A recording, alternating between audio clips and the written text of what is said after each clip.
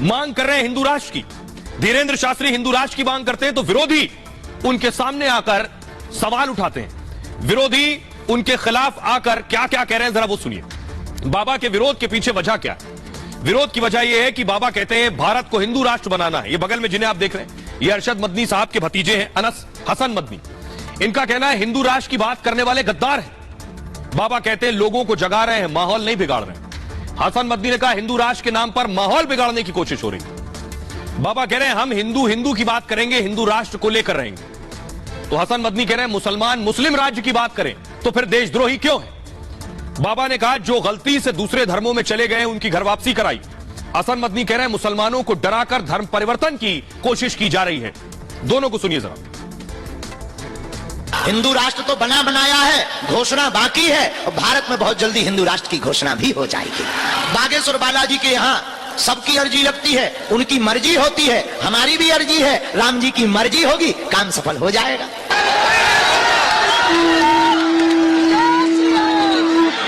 लोगों के कहने में मत पड़ा करो, इनको कहने दो। अब भारत हिंदू राष्ट्र बनकर के ही रहेगा। उन लोगों को गद्दारी का सर्टिफिकेट नहीं दिया जाता जो आज इस मुल्क के अंदर ये आवाज लगा रहे हैं कि इस मुल्क को हिंदू स्टेट बनना चाहिए। इस मुल्क को हिंदू स्टेट बनाने के लिए जो कोशिशें कर रहे हैं, असल गद्दार तो है इस देश के, जो देश के अंदर रहकर इस मुल्क को हिंदू स्टेट बनाने की बात कर रहे हैं। विरोध अपनी जगह है, लेकिन बाबा की लोकप्रियता भी तेजी से बढ़ रही है। इतनी तेजी से बढ़ रही है कि बाबा, ये लंदन की तस्वीर आप देख रहे हैं, बाबा पर फिल्म बनने जा रही। जी हां, बाबा पर फिल्म बनने जा रही है और उसकी शूटिंग लंदन में होगी। देखिए जरा फिल्म पे बाबा का किरदार क्या होगा, कैसी फिल्म होगी जो बाबा पर फिल्म बनने जा रही है, कहां कहां इसकी शूटिंग होने वाली है। देखिए जरा, बाबा हीरो बन गए। ये तस्वीर से आपको अंदाजा होगा, चारों तरफ लाइट, कैमरा और एक्शन के इर्द गिर्द रहते हैं। बागेश्वर महाराज पर फिल्म बन रही है। इस फिल्म के बारे में बताऊं, इसका नाम है द बागेश्वर सरकार। इस नाम से फिल्म बनेगी। फिल्म की जो स्क्रिप्ट है, कहानी है, वो पूरी लिखी जा चुकी है और बीते 1 साल से फिल्म की स्क्रिप्ट पर काम चल रहा था। अब तक धीरेंद्र शास्त्री से बातचीत की गई, उसके बाद इसकी कहानी लिखी गई है। जल्दी बाबा बागेश्वर पर फिल्म की शूटिंग भी शुरू हो जाएगी और धीरेंद्र कृष्ण शास्त्री के जीवन पर यह फिल्म बन रही है। फिल्म में बाबा के संघर्ष को दिखाया गया है कि बाबा ने कैसा संघर्ष किया और किस दौर से गुजरे, कम उम्र में कैसे इतना लोकप्रिय हुए हैं, यह भी दिखाया जाएगा। भोपाल, छतरपुर और लंदन में फिल्म की शूटिंग होनी है। इस फिल्म के निर्देशक हैं विनोद तिवारी और विनोद तिवारी इससे पहले 3 फिल्में बना चुके हैं। बागेश्वर महाराज पर फिल्म अगले साल यानी 2024 में रिलीज हो जाएगी। इतना ही नहीं, अब मैं आपको दिखाने जा रहा हूं बाबा बागेश्वर का एक और नया अवतार। ये देख रहे हैं, बाबा बागेश्वर कल क्रिकेट खेलते भी नजर आए। ये तस्वीर तो आप एक देख रहे हैं, लेकिन बाबा बागेश्वर हर रोज क्रिकेट खेलते हैं। जरा स्कोर देखिए, आईपीएल के खिलाड़ी भी पीछे पड़ जाएंगे बाबा के स्कोर के आगे। देख रहे हैं आप, ये पिच आप देख रहे हैं और ये बाबा का बैटिंग स्टाइल देख रहे हैं।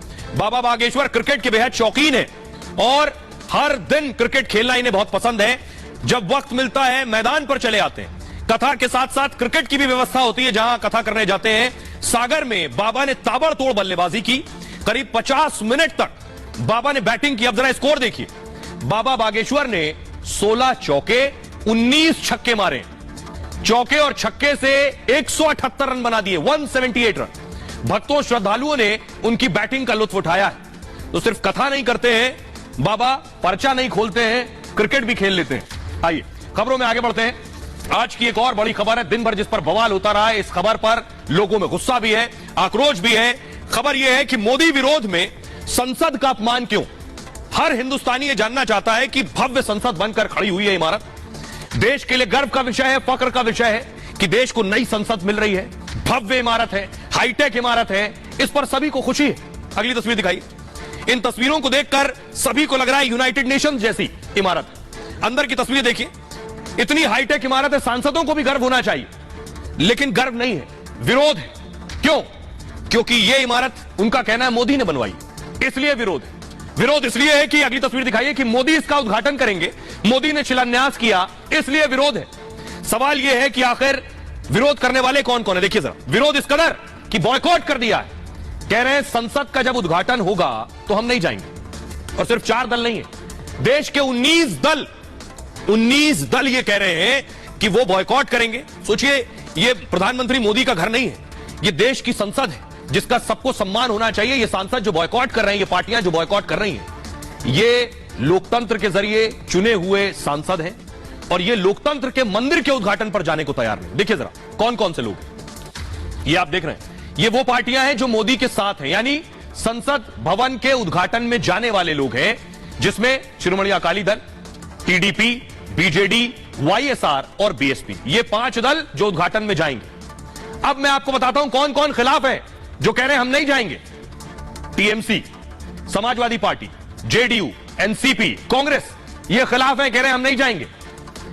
असदुद्दीन ओवैसी, नेशनल कॉन्फ्रेंस, फारूक अब्दुल्ला की पार्टी, उद्धव ठाकरे की पार्टी, लालू यादव की आरजेडी और केजरीवाल की आम आदमी पार्टी, इनके सांसद भी उद्घाटन में नहीं जाएंगे। सीपीआईएम, सीपीआई और डीएमके, ये सब बॉयकॉट कर रहे हैं। एमडीएमके, आरएलडी, जेएमएम, इतने दल, इतनी पार्टियां, ये कह रही हैं हम नहीं जाएंगे। देश के लोग देख भी रहे हैं और सुन भी रहे हैं, वो लोग भी देख रहे हैं जिन्होंने इन सांसदों को चुनकर भेजा है उस संसद में अपनी आवाज उठाने के लिए। ये उस संसद में जाने को तैयार नहीं, उस संसद का और लोकतंत्र का अपमान कर रहे हैं। सुनिए जरा पहले पॉलिटिकल लीडर्स को सुनिए। संसद के उद्घाटन में अगर आप महामहिम राष्ट्रपति को ही नहीं बुला रहे हैं तो फिर क्या बचता है? क्या संदेश आप देना चाहते हैं? आपने महामहिम राष्ट्रपति का तो घोर अपमान किया ही है, साथ ही साथ इस देश के आदिवासियों का, दलितों का, वंचित समाज का घोर अपमान किया है। इसलिए आम आदमी पार्टी इस कार्यक्रम का बहिष्कार करेगी और नए संसद के उद्घाटन के कुछ लोग नकारात्मकता के गर्द में फंसे हुए हैं और मोदी विरोध में ऐसे धंसे हुए हैं कि किस प्रकार से जब भी कोई देश की प्रगति के लिए या लोकतंत्र का इतना बड़ा आत्मनिर्भरता का प्रतीक बनकर स्थापित हो रहा है तो उसमें भी पॉलिटिक्स ऑफ हिपोक्रेसी